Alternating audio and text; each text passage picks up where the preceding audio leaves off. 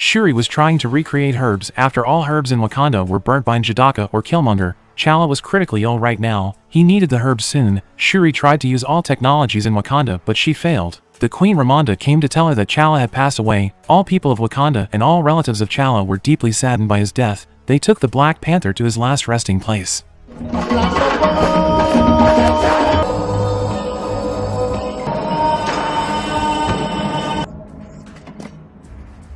One year later, the Queen Ramonda attended a meeting of the United Nations. In that meeting, Wakanda was pressured by other nations to share the vibranium as what T'Challa promised. The Queen Ramonda told them that Wakanda refused to share the vibranium with other nations. She was afraid that the vibranium was misused as weapons to kill each other. This decision was also made after considering the fact that Wakanda had lost the Black Panther as their protector. But despite that fact, it didn't mean that Wakanda had become a weak nation. They had strengthened their defense instead to protect the vibranium. As the evidence, Okoye and the Dora Milaje had defeated and arrested the French army who tried to steal the vibranium in Wakanda's mine of vibranium. With the evidence of the arrest of the army, the Queen Ramonda warned everyone to not underestimate Wakanda, especially not to misuse the vibranium illegally. In the Atlantic Ocean at night, the CIA agents used the new vibranium detector in their expedition to find vibranium in the ocean. With the help of the detection device, they found the mine of vibranium that they were looking for. Some divers were ordered to get at the bottom of the ocean to inspect the mine, but not long after that, the divers were gone mysteriously one by one.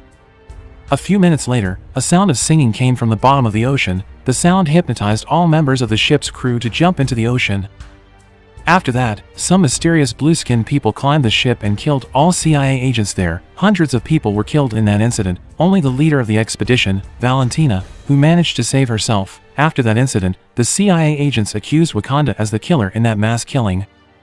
At night, the Queen Ramonda asked Shuri to burn the white cloaks with her as a symbol that they had accepted the death of T'Challa, but Shuri refused because she still mourned him. In the darkness, suddenly something came from the lake area. It was Namor, the leader of the blue-skinned people's force who attacked the CIA agents before. The Queen Ramonda and Shuri were surprised that Namor could get through the advanced security of Wakanda. Namor came to protest to Wakanda. He blamed T'Challa who had revealed the existence of vibranium to the outside world. Because of him, there were many people who tried to steal the vibranium, even at the bottom of the ocean. Apparently, there was also a mine of vibranium in Namor's place like in Wakanda. He told the Queen Ramonda to catch the scientist who had invented the vibranium detector. If the Queen Ramonda refused, Namor and his army would attack Wakanda. The next day, Shuri and Okoye met Agent Ross to find the identity of the scientist that was mentioned by Namor. From Agent Ross, they received an information that the scientist who had invented the vibranium detector was a MIT student called Riri Williams. Shuri asked Riri to go to Wakanda with them. Before leaving, Riri took Shuri and Okoye to her base to pack her things. She did all of her researches there. Shuri and Okoye were amazed by them. Before they left, the FBI suddenly came and surrounded Riri's base. Shuri ran away by using a motorcycle, Okoye ran away by using Riri's car, and Riri ran away by using an Ironheart suit that she made.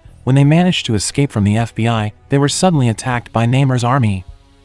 The leaders of the army that were called Otuma and Namora killed all the FBI personnel and fought Okoye, who was there alone. Okoye was finally defeated because she couldn't fight all of their crew alone. Riri and Shuri then were kidnapped and brought by Namor's army to an underwater kingdom that was called Talokan. In Wakanda, Okoye reported about everything that had happened. She was defeated by Namor's army when she was trying to protect Princess Shuri. Unfortunately, the Queen Ramonda didn't accept her excuse. Okoye was fired from the Dora Milaje. The Queen Ramonda visited Nakia, who lived in Haiti. She told her that Shuri had been kidnapped, so she asked for her help to find Shuri. Not long after that, Nakia received an information about the location of the Talokan kingdom from local people. At the same time, Shuri was brought to meet Namor. Namor told Shuri about his background. Apparently, he had lived for hundreds of years. Back then, Namor's mother, who was pregnant, suffered from a mysterious disease. She and other local people were given a remedy in the form of liquid herb that was found at the bottom of the sea. The herb was similar to the herb in Wakanda, except this one was blue. After Namor's mother and the local people drank the remedy from the traditional doctor, their skin turned into blue. They also couldn't breathe normally in the land.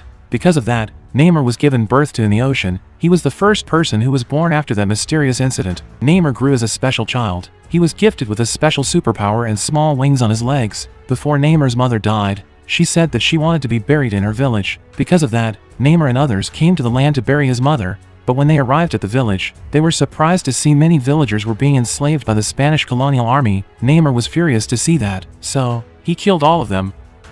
Since that incident, Namor hated the human race. He had a big ambition to rule the world. He asked Wakanda to work together with him. If Wakanda refused, they would be the first nation that would be destroyed by Namor. Then, Namor invited Shuri to go see the beautiful view in Talokan Kingdom.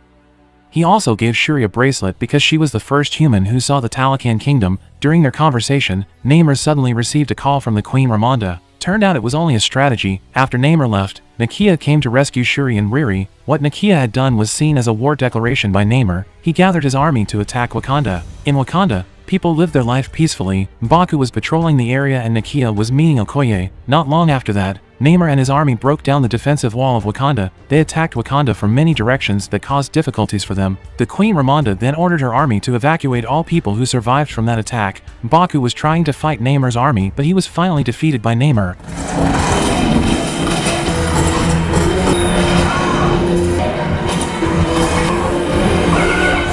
Shuri came with an airplane and shot Namor, but she failed because Namor moved so fast when he was underwater. Namor attacked them with water that drowned the Queen Ramonda and Riri Williams. The Queen Ramonda, who was still conscious, tried to save Riri, but unfortunately, she died because of it. Namor didn't regret what he did. He warned Wakanda that he would come back in a week if they refused to bring Riri Williams to him. The death of the Queen Ramonda made Shuri become the only succession to the throne who was still alive. Shuri, who was still enraged, didn't want to mourn for too long. She tried to continue her research on the herbs, so she could have the superpower of Black Panther to revenge the Talocan kingdom.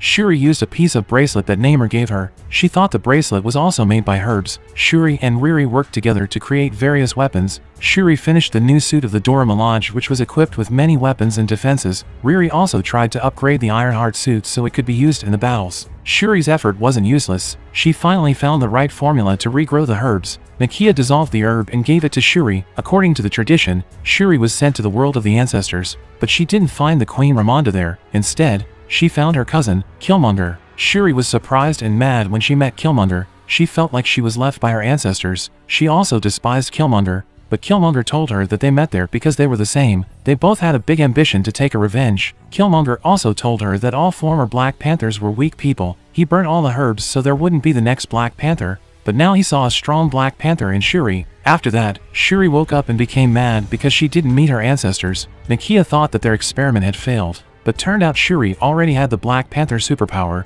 With that superpower, Shuri was more convinced to take a revenge.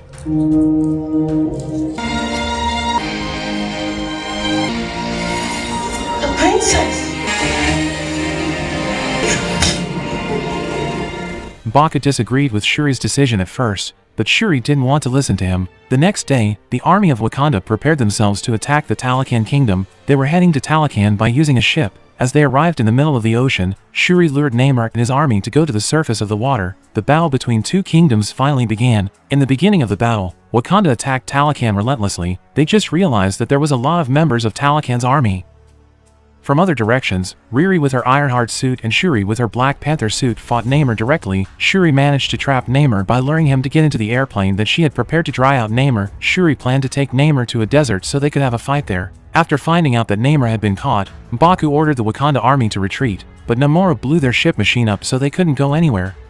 In that situation, the Talocan army turned things around and surrounded the Wakanda army.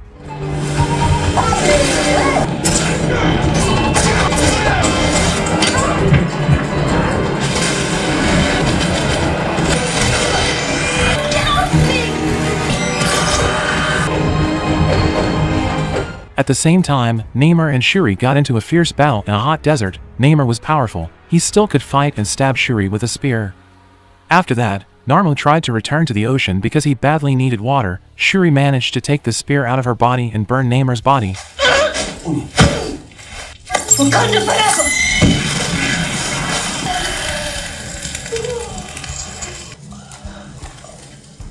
When she tried to kill Namor, she suddenly had a vision from the Queen Ramonda. The Queen asked Shuri to let Namor go because she didn't want any bloodshed in their battle. Namor finally submitted to Shuri and agreed to be Wakanda's ally. Because of that decision, the Talocan army and the Wakanda army had become ally and reconciled with each other. After that battle, Wakanda finally regrew their herbs. Before leaving Wakanda, Shuri gave Riri a car as a farewell gift. In Talocan, Namor was mad at Namor because he had given up to Wakanda. Namor told her that someday Wakanda would need a help from Talocan because they didn't have another ally from the outside world. They could take advantage of that situation to revenge humans in the outside world. In Wakanda, while Shuri was gone, M'Baku usurped the throne. Shuri was visiting Nakia in Haiti at that moment. She burnt the white cloak like what her mother wanted back then. It was a symbol that she had accepted the death of her mother and brother. Apparently Nakia had a son with T'Challa. T'Challa agreed to raise their son in Haiti so he wouldn't be bothered by politics in Wakanda. Their son was called Toussaint. His real name was Prince T'Challa.